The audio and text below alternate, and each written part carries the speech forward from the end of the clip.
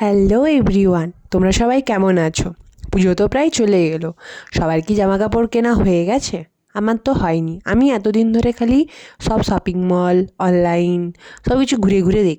আর আমাদের মেদিনীপুরের এখানে ভিটু বলে একটা শপিং মল খুলেছে। আমি তো কোনো দিনও যাইনি, তো এবারে ভাবলাম পুজোয় ওখান থেকেই একটু শপিং করব। তো ভাবনা যেরকম কাজও সেরকম, জামাইবাবু, দিদি আর আমি চলে গেলাম ভিটু।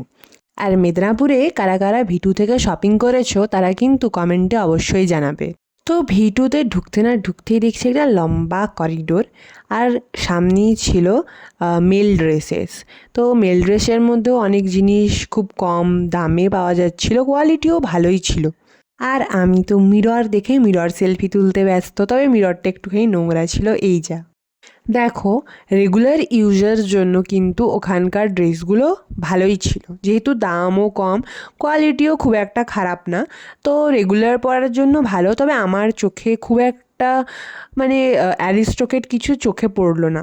তবে জিন্সগুলোও খুব ভালো কোয়ালিটির ছিল। তো জিন্স আমি কিনিনি, খালি আজকে দেখতে গিয়েছিলাম।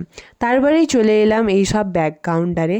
আমার এইসব ব্যাগ দেখতে কিনতে ভালো লাগে, কিন্তু টাকা আমার কাছে সত্যি কথা নেই, তাই আমি কিনতে পারছিলাম না। আর এই বাচ্চাদের ব্যাগগুলো তো আমার আরোই ভাল লাগে। তবে দাম টাম বাদ দাও, চোখেই পড়েছিল এই ব্ল্যাক কালারের স্ল্যাং ব্যাগটা, যেটা আমার খুব ভাল লাগছিল। তো ওটাই আপাতত কেনার জন্য মুড বানিয়ে ফেললাম। আর এখানে ওই সব ব্যাগ ছাড়াও টিস্যু, ক্লিপ, এইসব অনেক কিছুই ছিল।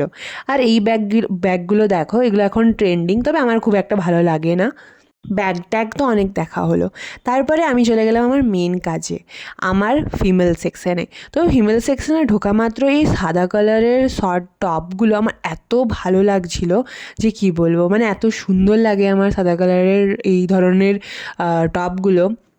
আর এই ধরনের টপগুলো সব অকেশনেই পরা যায়, কারণ খুব ডিসেন্ট লাগে আমার তো লাগে। আর এ দেখো, এদিকে চলছে বড় হয়ে হিরোইন হওয়ার প্রক্রিয়া। আমার সামনে দাঁড়িয়ে দাঁড়িয়ে সাজুগুজু করছে। যাই হোক, বাচ্চাদেরও পোশাক ছিল, তবে হ্যাঁ, ফিমেল সেকশনে এই ধরনের কুর্তি বলো, ড্রেস বলো, আমার খুব একটা ভালো লাগেনি, তাই চলে এসেছিলাম। আর যেহেতু বাইরে গেছি, খেতে তো মাস্ট হবেই।